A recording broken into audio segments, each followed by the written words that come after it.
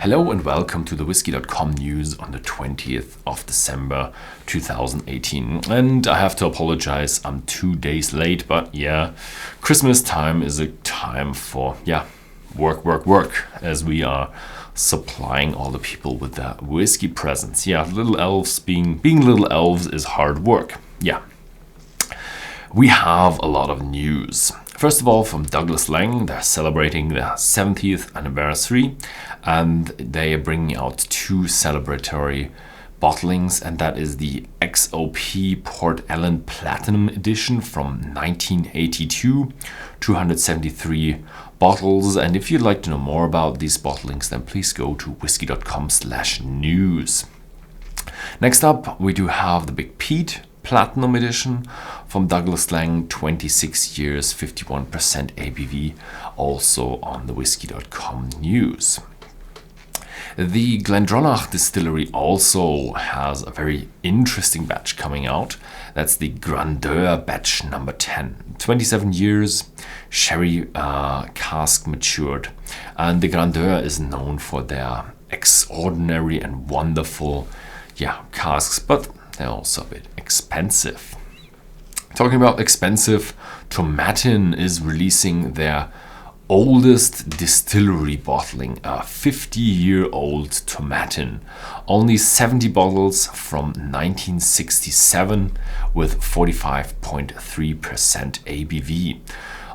They got a finish in Oloroso sherry casks and they're about 10,000 pounds per bottle. So yes, very, very expensive. So let's move away from Great Britain and go to the Isle of Wight. The Isle of Wight has a new distillery and they're now bottling their first whiskey.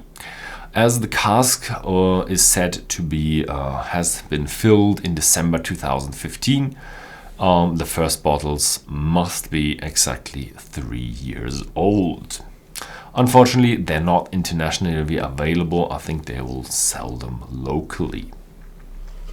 But maybe for the UK market if you're looking there. So yeah, if you want to grab one bottle, it's gonna be a tough time. Then we have also another release of the first bottles from the Sexton Distillery in Ireland. They have an Irish single malt and they have a triple distilled whiskey, and they are really honoring their name, Sexton, and they are releasing a bottle that has 6 corners, so a 6-cornered bottle. And yeah, it's gonna be interesting. Yeah, it was matured for 4 years and matured in ex-sherry casks. So yeah, old continent is done. Let's move over to America, and as always we do have new distilleries. This time the news comes from Diageo. Diageo is a very, very, very big spirit company, so they're building an enormous distillery. They're investing $130 million, and they want to start production in 2021 in the city of Lebanon in Louisville, in Kentucky, which is 100 kilometers south of Louisville. The production capacity is about 100 million gallons of alcohol per year, which is huge. It's enormous. And they will supply brands like the Bulleit bourbon or other Diageo brands. Maybe they will open up a few new brands though as well. Then we go to the competitors, the Beam Distillery. Booker's are celebrating their 30th anniversary, and they're celebrating with an anniversary bottling with 67.9% ABV. Unfortunately for the international market, we are not being supplied with that. It's for the US only, so if you're watching from the US, grab a hold of that bottle. And last but not least, we do have another story about a new distillery. Jim Rutledge is planning an environmentally friendly, not renewable, but eco-friendly distillery. We do know Jim Rutledge from the Four Roses Distillery. He has been master distiller there for years, so he's a very, very experienced distiller.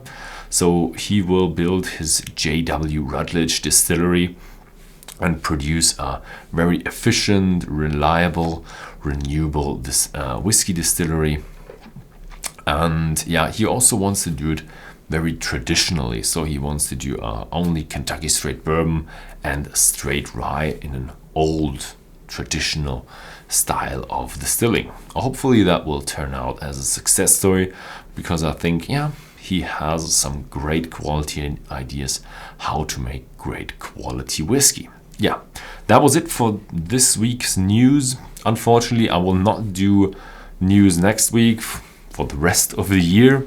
I will do kind of a news of the year.